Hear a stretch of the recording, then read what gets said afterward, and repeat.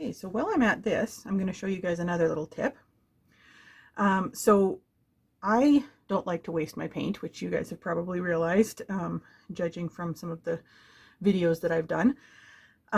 So one thing that I do, because I have my paint in these little jars, and so I use my palette knife to put the paint out. So I need to get myself some more black, put that out on my palette, then I'll scrape the remainder off into the jar. And then what I actually do is I take just a piece of paper like this and I spread my paint on it with random color patterns.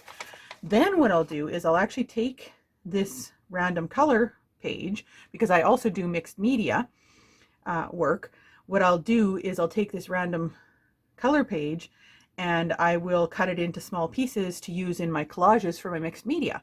So it gives you a wide variety of different colors to choose from. Here's another one that I did not that long ago.